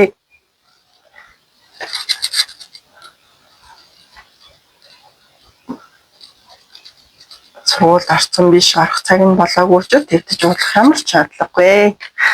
За тэгээд сараар ахиулаад явна. За ингээд эхний сар 1-2 2-оос 3-аас 4, 5-аас 6, 7-оос 8 мөр ингээд 7-оос 8 сарын дараа 7-оос 8 мөр иймэрхүү байдлаар явсан. Амар хүчлээгүй. Тэгээд нийгмийн итгэл одоо нэг нүрийн талыг, нэг нүрийг асуудалгүй бичсэн байдаг болсон. Тэгээд ингээд энэ зам ингээд хүрхэн 3 дэвтэр дуусгацсан. Энээс гадна одоо 5 оны дэвтэр дуусгасан байгаа. Тэгэхээр одоо тэгээд нэг нүүр бичүүлээгүй шүү. Өдөрт бичүүлсэн. Нэг удаа өдөрт 2-3 удаа ихтэй одоо ингээд ихэнхдээ 2 удаа л хийдэг гэсэн. Өглөө энийг, орой энийг, маргааш өглөө энийг, орой энийг амралтын өдөр, ажлын өдөр хоёрт хамаа байхгүй. Одоо ингээд жилийн 365 өдрийг бол хөдөлчөнд 360 мартын болж байгаа хичээлээс шүү. Хатин миний бат мэдхээр нэг 10 хоног 10 сарын ихээр 10 хоног би баг маань цусан суулгад тасаад 10 хоног эмнэлэгт авч хэвцсэн үгүй. Баг маань 3 настай хүү, 2 настай хүү маань төрөж 2 настайсэн шүү дээ. Тэгээд эмнэлэгт аваад хэвцсэн. Тэгээд бид хоёр чинь бичиж эхлээд зурлах бичиж эхлээд дөнгөж л одоо нэг хит томцсон тий сар мар болцсон байсан. Тэгээд нэг альтайч бичиж чадахгүй байсан байхгүй юу. Тэгээд болох л ямар ч ирээдүй харагдахгүй бүр арай л дэндүү бичдэг. Тэгээд ингээд бичлээ миний үг гэдэг юм бал малаа ингэж надаас тулааж ууралж муулаад тэгээд тийм багхан уурлаад тэгээд бас хичээсний үр дүнд бас аваа бичдэг болсон байсан юм шиг байна. Тэрийг би тэр үед анзаараагүй байхгүй. Тэгээ 10 хоног дүүгийн аваад эмнэлэгт тэг гараад ирээд гэсэн чинь аав нь харсан байхгүй юу. Тэр аав нь нөгөө яаж хичээл тавтуулах учрыг мэдэхгүй 10 хоног ерөөс тавтуулаг байгаа байхгүй юу. Тэгээд бичүүлэх гэсэн чинь бүр арай дэндүү бүр 7 тэр мөр зүрэ андуураад тэг би хүүхдээ бүр амар гарын зөвшөөрөлд арай нэг тийм дөртөө болгоцсон байсан байна. Бүр ингээд өмнөхөөс амар дурдсан байна гэж хүүхдээ хэлээд. Тэгсэн чинь одоо нэг дуртай зүйл юм л ямар ч шаардлага тавихгүйгээр хийгээ сурцсан. Бараг миний одоо нөгөө хичээлээ хийгээд зургатаа үзэрэй хичээлээ хийгээд тоглоомороо тоглоороо гингүүд аава ээж тэгээд нэгээд ингэж намайг ч ховлж мовлаад тэгээд бичүүл нэг үгүй тийм юм байхгүй миний одоо ээж нэрсэн тийм байхгүй шүү дээ тэгээд нөгөө бичдэг дадлаа хийх гэсэн чинь амар сонь муухай бичээл бүр зүрэ андуурч бичээл тэгсэн чинь би ч бас аваа болгосон байсан даа чинь сар тэгээд бүр нөгөө аваа гайгүй болгосон нөгөө дөр суулгасан байсан мэлээ шүү дээ ингээд ядаж ч мөрөндөө бичдэг хэмжээнд нь очуулсан байсан чинь манай нөхөр тавтуулаагүй дагаад би 10 хоногийн дараа тэр өөрчлөлтийг мэдэрсэн шүү дээ амар би ямар бас аваа төвшин тавьчихсан байсан чинь эргээд ондогцсон эргээд юу чгүй бит хоёр бүр ихнээсээ эхэлж штэ гэ би нөхөртэй хэлсэн чинь би шаалж нэгсэн байхгүй юу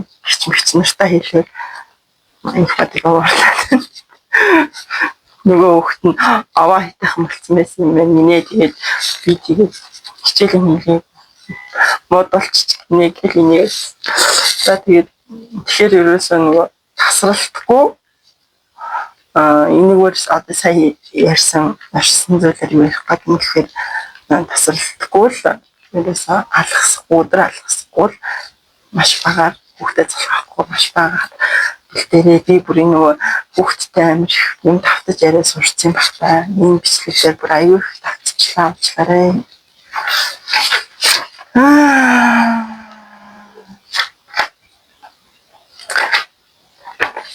Цааш ахгүй нэн тэгээд мөр бичдэг болцсон байх нь нэг нүр бичдэг болцсон байх нь за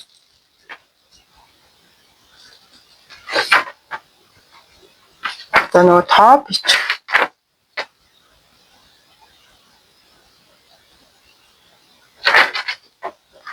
бичих хавцтай тоо бичиж эхлэхдээ арай гоё бичих тал дээрээс нь анхаарч эхэлсэн. За эхлээд зүгээр ерөнхийдөө ингээд бичүүлэх гэсэн дараа нь арай гоё бичүүлэх гэж үзэн тий.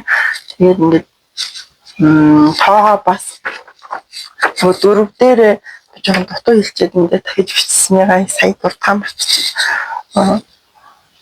нэгэн тав бичихтэй ингээд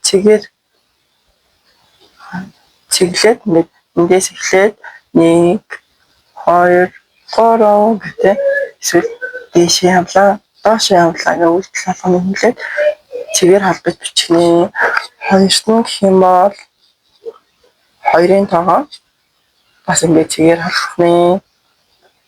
Би бол ингээд smile гэдэг байсан. 2-ын тооны тэтгэлийг smile шашаалаа хаан жишээ гэлээ. 2 бүр хийж байгаа. Яг нэг чигээр холбож зааж өгнө. Тоогоо гоё бичиж сурах. Ингээд анхаарч байжээ. За тэгээ хүүхэд нь угаасаа мэдээж бичиж мохоо бичих болно дээ. Тэгээд чадахгүй байх юм бол гарын атгаад хамт бичиж олно. За дээшээ явлаа зогс доошоо зогс баруун тийшээ зогс гэх мэтчлэн эхлээд үйлдэл бүрийг нь зураас бүрийг нь хамт сууж хэлж өгнө. За ингээд гоё бичээ сурчих юм бол нэгдүгээр ангид гарахтаа гар нь маш гоё зөвшрээд гоё бичээд орох юм бол гинт их зүйл бичээд хүүхэд стресстэй ээж аав нь стресстэй байхаар хүүхэд сургууль мухай гэсэн бодол төрөөд сургуультай ямааргүй санагдаад ойлгохч тохиолдол байдаг тий. Тэгээд нэг бодлоо бичсэн шүү нэг үн ярих хэрэгтэй тэгээд аюу хинэрсэн. Чи болохоор ялцчихгүй миний туршлагаас бичсэн юм чи би өөрөө бичсэн юм өөрөө уншчих. За тэгээд ойлгохч тохиолдол байдаг. За өдөр алгасгүй багаар өдөрт 2-3 удаа бичснээ гар маш хурдан зөвшөөрч гой сайхан бичээд байх юм бол дараагийнхаа тав үсгээ маш хурдан сурнаа. Хөгжилтэй гой сайхан мэдрэмж төрж байвал хүүхэд маш сайн сурдаг. Хичээлийн хоцрогдолгүй үеийнхэнтэйгээ хамт амжилттай сайн суралцаж чадах нэ гэдэг юмхөө байдал. Юмхөө одоо юмхөө мэдрэмж ингэж батсны үндсэндээ тийм хүүхдээ сурчлан сургасан. За тэгээд би хамгийн сүүлд ингээд ааштай хөлбөртэй байж хамгийн сүүлд юу сонсон бэ гэхээр нөгөө хаан гинэ нэг юм сургалтын газар 35 үсгийг 3 цагийн дотор маш хөвчлөлтэй тоглох явцад нь 35 үсгийг сургаад гаргаж ирсэн. Сургаад гаргаж байна гэд тийм газар байна уу гэсэн байна гэд явуулсан хүмүүс их байна лээ. Тэгээд байг тавтахгүй бол тэгээ өөр үгэн дээр одоо минийх шиг нэг талкад зэжлэгдэх шиг би павга гэдэг тиймэрхүү байдлаар зэжлэлсэн юм шиг. Тэгээд тавтахаа болчоор мартчих байна лээ гэж хэлжээ. Тэгэхээр тавтах нь маш чухал шүү. Тэгэхээр тэндээс би юу ойлгосон бэ гэхээр хүүхэд хөвчлөлтэй байх юм бол тийм хөвчлөлтэй гоёор тоглоомын аргаар сурахтаа амар хурдан сурдаг байх нь байна. Хоёрд гэх юм бол сурсан зүйлийг толгойд нь суулгаж өгөхийн тулд мартуулахгүй байхын тулд байнга давтуулах нэ гэж ойлголтыг авсан. Тэгээд миний арга маш зөв байжээ гэж бацсан. За тэгээд энэ болоод дээр 4 зүйл хэмнаа тий. Цэцэнтэй болон хоцрогдолтой, хөлөөрийн хоцрогдолтой, ойлгох юм бишэлтэй, хоцрогдолтой ангийн болоод гэж байгаа. Тэгээд 4 зүйл хэмнаа гэсэн 3 зүйлээ ярьчлаа. Тэгээд дөрөвт нь миний хүүхд одоо ямар байгаа цааш явах арга хэмжээ гэж байгаа. Тэгээд хэлсэн маа тэгээд ярих юм бол миний хүүхд одоо сургуульд орохын өмнө царын өмнөх байдал юм бол уншаад сурсан үлгэрийн ном хөрхөн уншдаг болчлоо. Тэгээд юм бичих тал дээр болохоор том үсэг жижиг үсгээ ингээд яг холбохгүйгээр бичээд болсорцоо одоо ингээд холбоод бичээд эхэлчлээ. Одоо яг сургууль дээр нь бол ингээд сургуульд орох юм үсгнүүдээ бичээд том жижигээр үсгээ бичээд сурцсан. Уншаа сурцсан. Ингээд орсон чинь сургууль ингээд багш нь магтаал тийм маш сайн байна онцэн ингээд өөрт нь ингээд хэлээд ингээд одоо би харуулах юм бол технологийн харуулах юм бол онц хангалттай маш сайн гэн тийм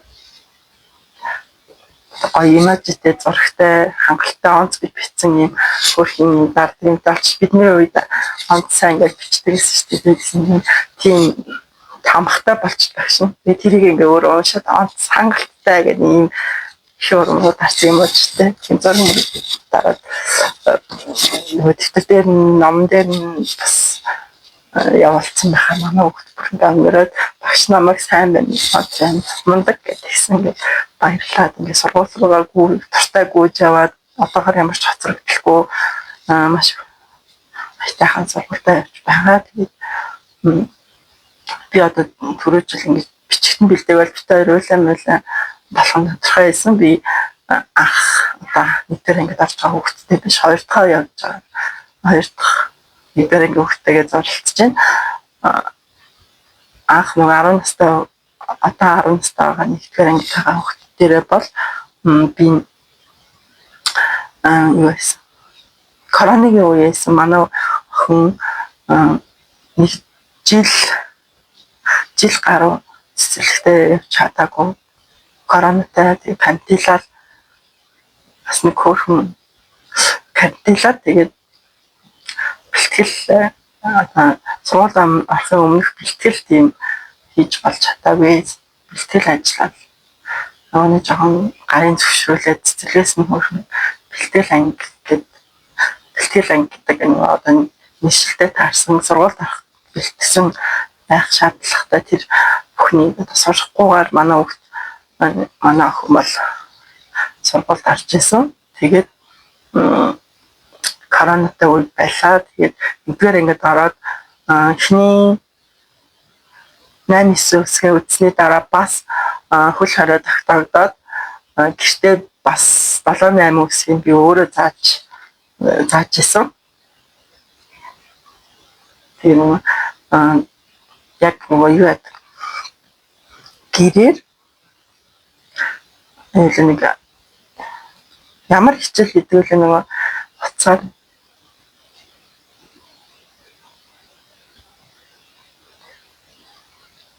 митингээр нэг юм хичээл заагаар тэгэл тэр нь моос амш уудангүй шүү дээ.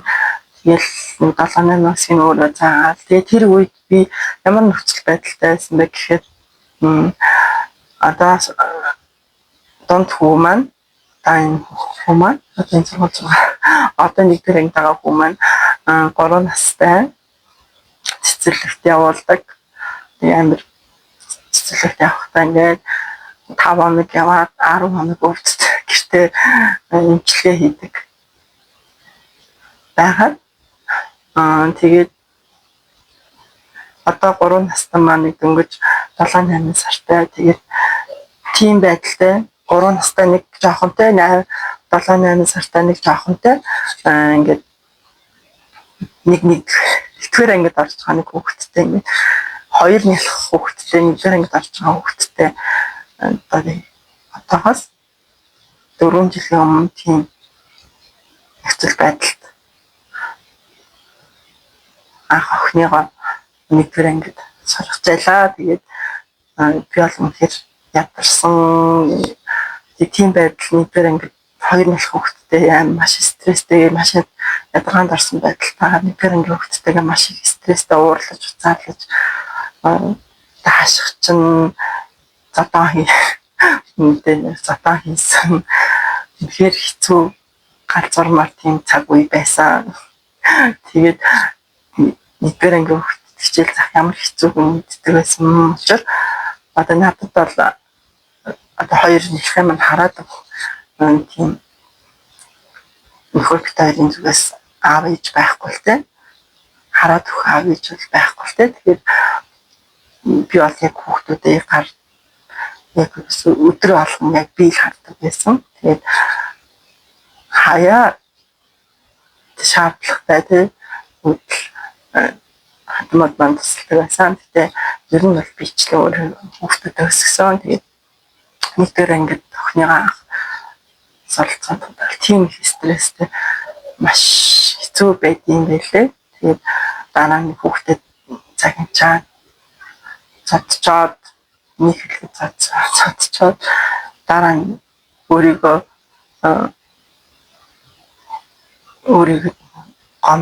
өөртөө уурлаж гомдоод байлаа тийм хүүхдээ өөрөдөж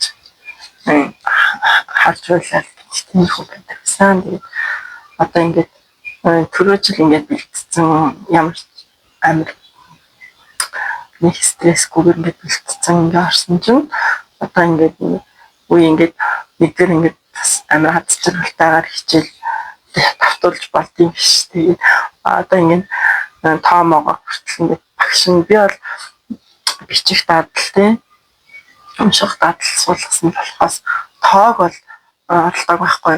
Тоог бол ерөөс нөгөө нэмэх хасах тийм үйлдэлийг заах гэснээр нэг л тийм одоо нөгөө арга нь өөрчлөгдсөн байх.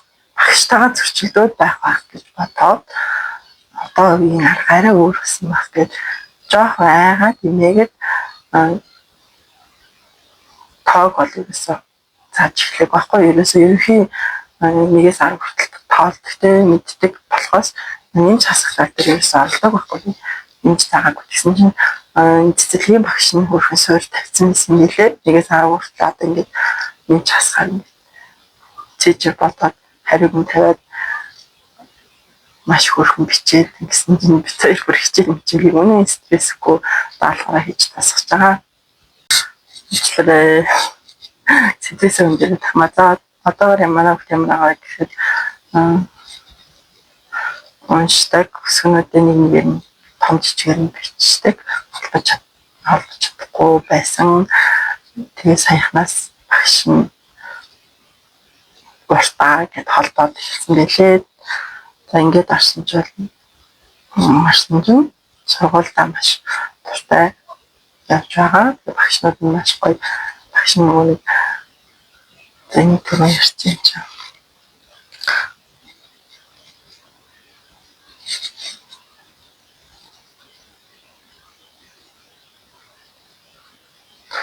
Тэгээд төрүүлж сургуульд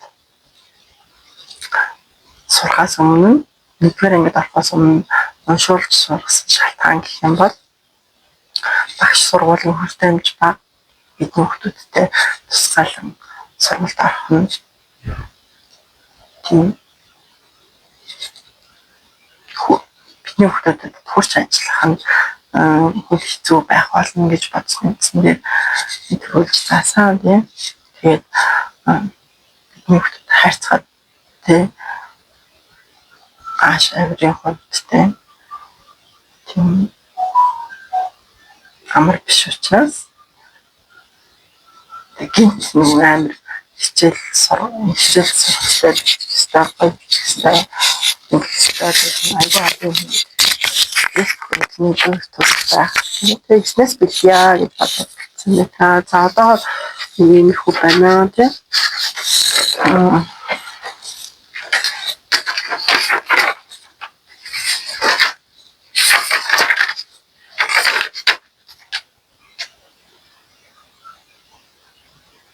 Тэгээд нэгэн жил хийж болчихсон жишээ. Бидний хүүхдүүдийг ерөөсөө бид нар л өөрсдөө сургаж чадна. Тулж ажил хамгийн сайн багш нь бид нар л байх болно. Аав ээж нар тийм бид нар л байх болно. Тэгэхээр хүнд найдах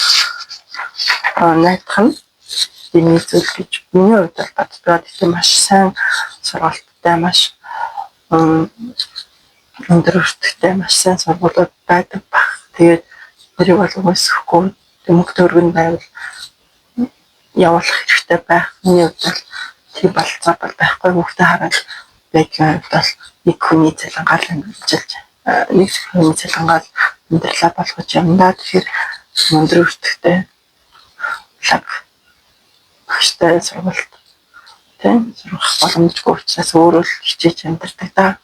Тэгээд цаг үргэлж хүүхдийнхээ төлөө судалж сурж хүүхдээ одоо яах вэ? Одоо юун дээр анхаах вэ гэд байнга хүүхдээ анзаарч одоо яах ёстой гэдэг нь бусдад харилцахдаа яаж юм байнга анзаарч байнга суралцах шаардлага үүсэж байгаа. За тэгээд сурах тал дээр ингэж анхаарсан юм хөө төвшөнтэй байдалтай байгаа. Тэгээд аутизмтай хүүхд маань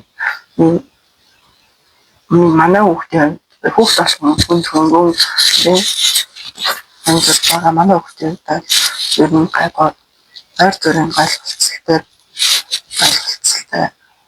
тажгүй байдаг боловч одоо үеийнх нь бусад хүүхдүүдтэй харьцуулах юм бол одоо 6 настай хүүхдүүд амьдрал ярьдаг тийм маш гүн зүйлүүдийг ярьдаг амьдрал ярихтайгаа болцсон байж чаддаг тийм манай хүүхдүүд зүгээр ерөнхий хэдүүгээр ярилцдаг ойлголцдог байгаа тань л да. Тэгээд одоо нийгэмд гараад манай хүүхдийн биений анзаарснаар бол маш бие төвхтэй би гэдэг юм аа би гэдэг ерөнхий хэлээр би л гэдэг тийм.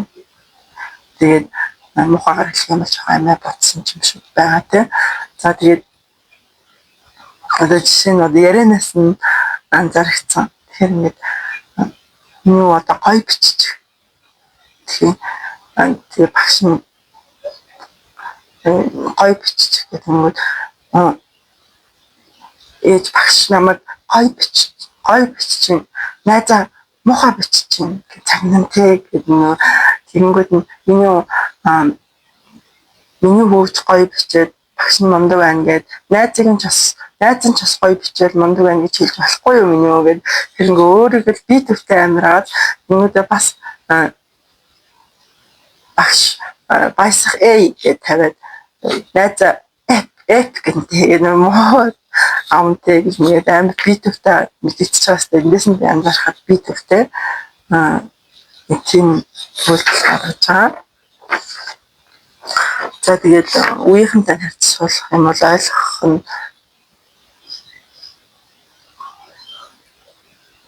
үеийнхэнтэй харьцуулах нь ойлгох тухайд бол арай муу байгаа мэддэг. Тэгээд 4 сард энэ тавтаа цэцэрлэгээ төгсөхийн өмнөх 4 сард гэхэд энэ одоо 9 сар 4 сар тахгүй найз нь ингээд цэцэрлэг тараад баясгаа манай хүүхдээ баясгах гэдэг утасны дугаар чинь хийдий.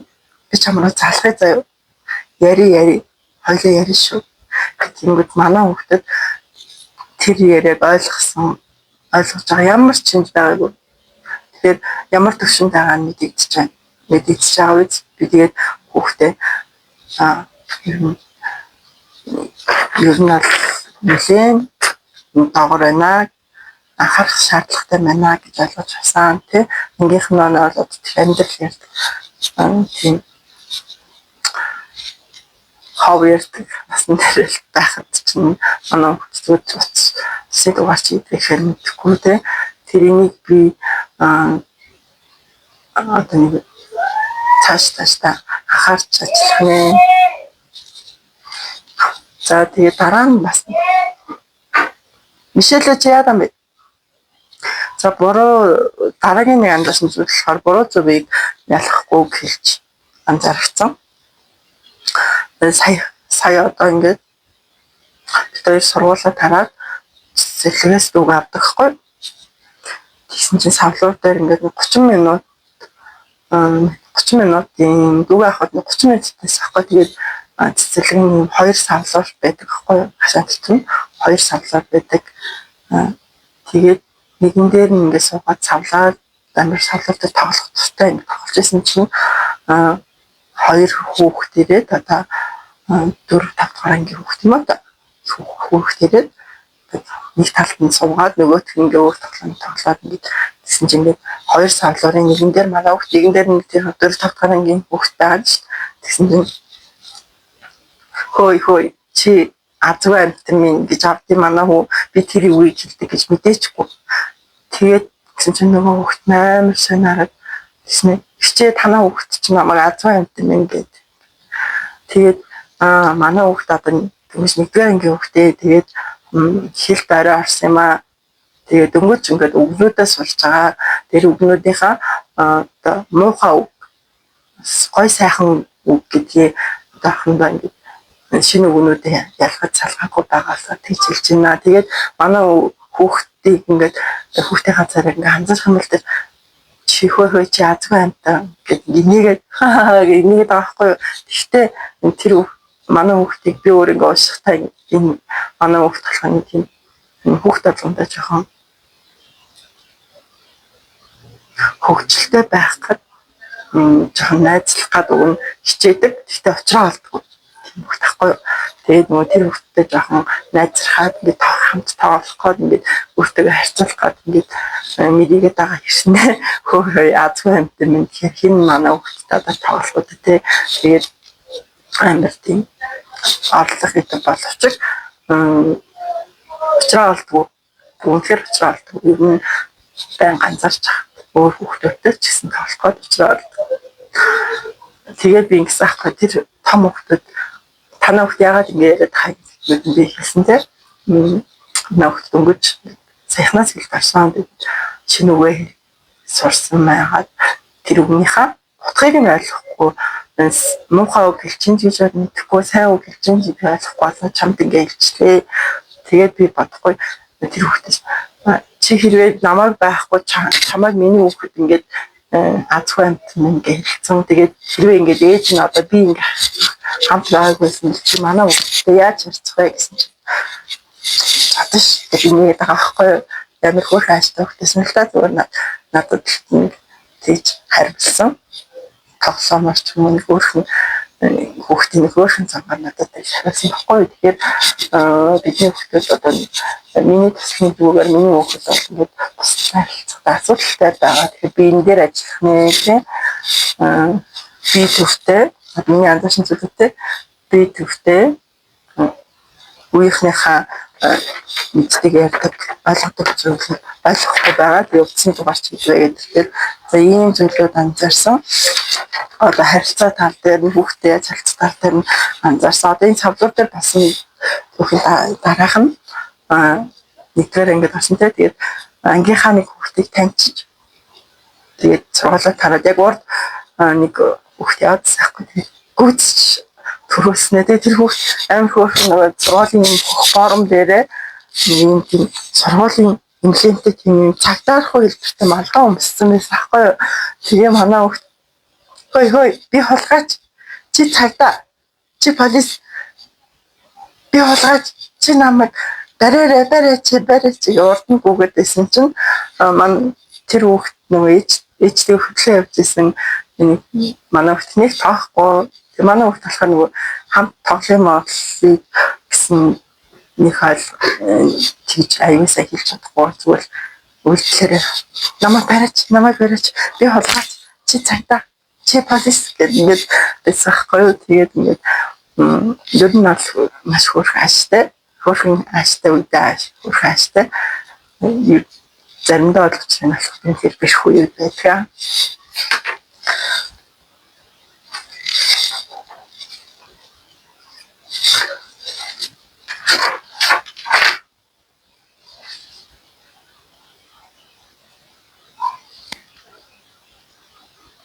Бүтэн өгүүлбэрээр бас ярихдаа бас сайн байж байгаа даа. Найз цогтаад сургуулаа тавьж явжсэн чинь надад хэлсэн аахгүй. Найз цогтаад би тэгээд яа гэж зодсон штэ. Найз нэгээд байсан гэдэг инээж ярьдаг аахгүй манай хэмжлэн. Тэгээд хин гэж асуусан чинь ямар найз хин гэдэг найз нь асуухад нэрийг одоо дуртахгүй хэлэхгүй байсан. Хизээ тэгэнгүүт хэлэхгүй хэлж мэдхгүй аа хэлэхгүй тийм үйлдэл хизээ тийм үйлдэл гэсэн чинь дэлгэрэнгүйгээр хэлэх чадваргүй байгаад байна гэж одоо би ингээд биш юм хэлээд байна л та. Одоо миний хүүхд ямар зүйл дээр очиж чимээ гоо ямар зүйл дээр зөв тутагтай байна. Тийм чадахгүй байгаа зүйл юм гэж биш тэмдэглэж аваад энэ дээр нь ажиллахын тулд ингэж биш тэмдэглэж аваад байхад тэгэхээр энэ дээр ажиллах нь шүү дээ. Бүтэн өгүүлбэрээр ажиллаад би ярьж сурах нь буруу зүгийг ялгадаг болох нь ямар үг ашиглаж байгаа азгүй амтны би хэлж болохгүй гэдээ ойлгох нь би тийж хэлж болохгүй тэр цаг үед бол хэлсэн. Гэхдээ бас дахиад хэлэх үгүйсэхгүй маш олон удаа татаж хэлж ойлгох шаардлагатай би мэдэж байна. Тэнцээ ойлгох хаа үйлдвэр дэлгэрэнгүй биш байна тийм.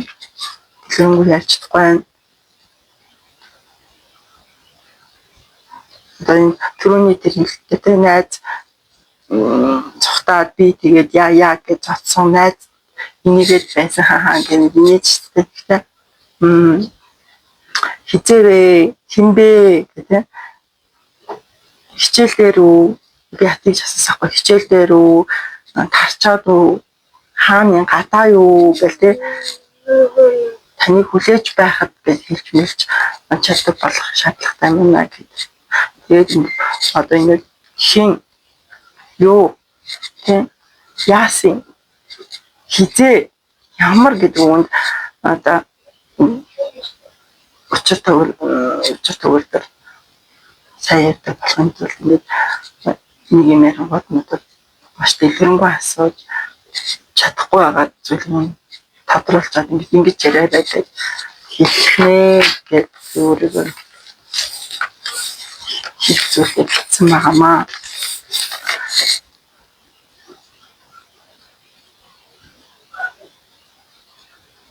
Тэгээд энэ бичиж байгаа нэг юм сахгүй цаасаа л юм одоо энэ цаас аягүй хинтэл олж уншдаг тийм хичээл давтаж байж үр дүнд хүрнэ. Нэг л хоцорвол гүйцэд хэцүү байх болно.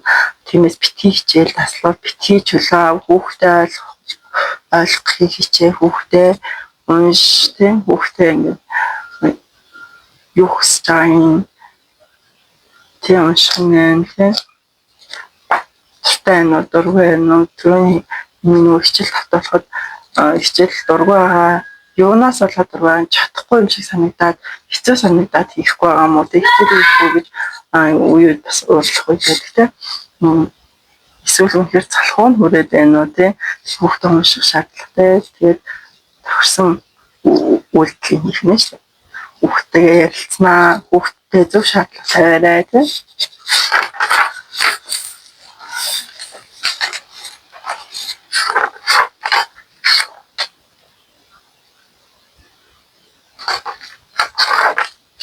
За таны хэлхийг хичээсэн 4 зүйл ингээд баслаа. Тэгээд хамгийн дахин хэлмээр байгаа зүйл бол нэг толсон цагт бидний хүүхдүүд эрүүл хүүхдүүдийг бодож байгаа шалтгаалтай байгаа учраас толсон цагт хүүхдээ стресстэй өөрийгөө стресстэй байх оронд арай их жоохон хичээгээрээ хичээл намын жоохон хийх төртөө болгоорой тийм хүүхдтэй цаг агаарай хамгийн гол нь өдөр болгоны маш багаар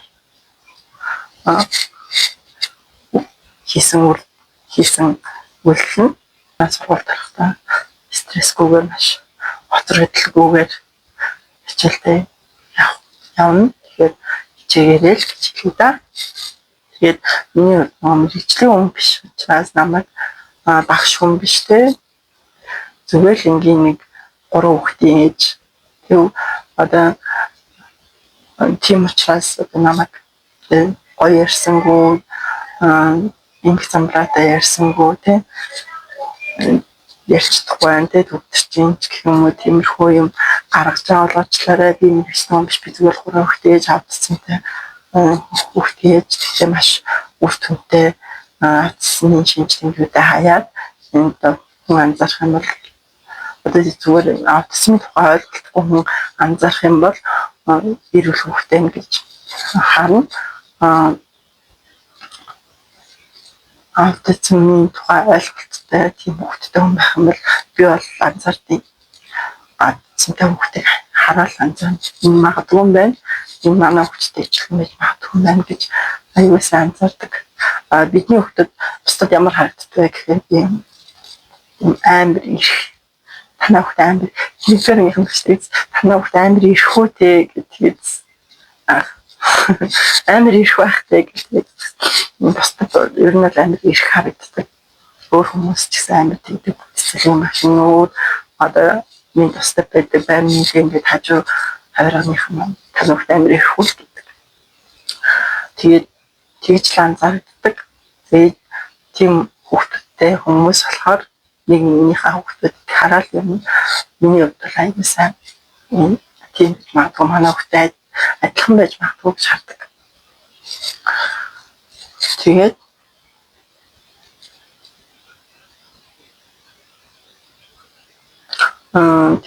намайг бол одоо ингэ уншаад бичүүд сурцсан хүүхдийн хаалтцантай биш зүгээр юм шүү гэж бодох хүмүүс их байх.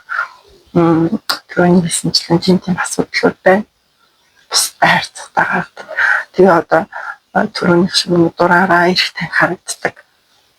Гэдгийг нь бол сүүлд би одоо амар бодсон чинь дугуйтаа авч гарсан хгүй юу? Дугуйтаа авч гарсан чинь манай хөлт лифтнээс буухтаа зүгээр шууд лифтнээс гарахтаа дуугаад зүгээр жигээл гарцсан амар хурдтай. Чи урд нь нөгөө лифт үлээжсэн хүн тийм хөгшин хүмүүс байсан. Аюу муухай хараад тэгээд яаж байгаа юм чи миний өдөрж болохгүй бэл би ч одоо тэгэл явж байгаа юм. Тэгээд тэр хүмүүс харахтаа юу гэж бодсон бэ гэж хүний бодлыг жоохон бас мэдрэх тийм бид нар чинь нөгөө жоохон эмзэг байгаад болцсон байт юм байна л да. Тэгээд тэр хүмүүс намайг бодохдоо хүүхдээ амир ихлүүлж гэж бодсон байх. Ер нь аутизмтай хүүхдүүд ер нь ичихгүй нэг шууд гадаа дэлгүүрттэй хаач хамаагүй хэвтээд байд юм билээ. Тэр нь амар адилхан санагдсан. Бас муур нохооноос ерөөсөө айдаггүй тийм айх мэдрэмж байхгүй байх шиг санагддаг. Амар том муурнаас амар том нохооноос би баг айгаад тахад манай хүүхд баг илчих гээд байдаг. За тэгээд хөвсөн биш. Бүрээж хүн иймэрхүү хүүхдээ орсон өөрчлөлтийн давуу талын өөрчлөлтийг яа шүүн шинжтэй би хаяа маш тажиг суралцж байгаа хуваалцлаа тэгээд нийтлэн биш учраас гой сайхан ярьж чадахгүй байгаа даа. Тэгээд ахын нөгөө би нөгөө буруу хэлчихэж магадгүй шүү дээ. Зөв хэлчихэж зөвч хэлсэн үе байгаа буруу хэлсэн яга. Тэгэхээр ямар ч юм ахын аваад хайхын хайчих тийм чадвартай байгаарай. За тэгээд дараагтай би дараагийн болоогоор юу ярих гэж бодож байгаарай гэхээр хоолны зуршлын талаар хэрэглэдэг витамины тухай дурдъя гэж бодож байна. Хоолны зуршлын тухай аутизмтай хүүхдийн хоолны зуршил тэгээ хоол мэсэндээ хэрхэн ханддаг дуртай дургуй зүйлүүд тийм тэрний тухай ярих болно. Хоолт бол маш чухал. Тэгээд хоолтоос шалтгаалаад зан авирны хүртэл янз бүр байдаг тийм өвдөж тархлаа мархлаа хамаарч идэгтэй ингээ хөлтөж сайхан л. Тийм учраас дараагийн удаа хоол витамины тухай ярина. Энэ яг миний одоо яаж н хоол хэлээ заа. Дандаа талах үедээ шүдний өтгөн чи одоо над шүдээ угаа. Шүдний өтгөх учраас дөнгөж хийсний дараа яагаад гэж авах юм.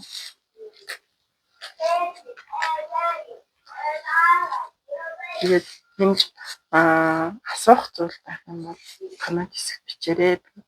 Чатаараа хариулах болно. За тэгээд амжилт хүсье. Дараагийн болоогоор хоолтын тухай ярих нэ. Түр баяртай.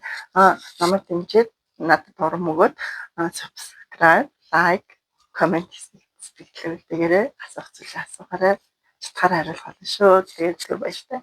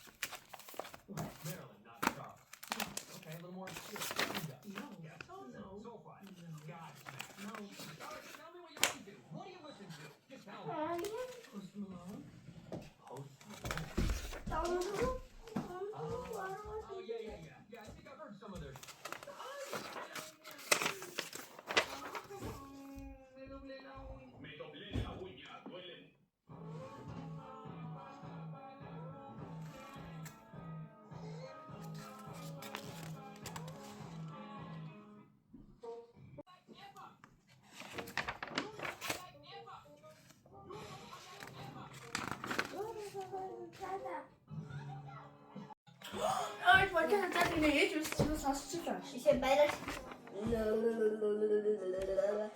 Ha, şu bayrak.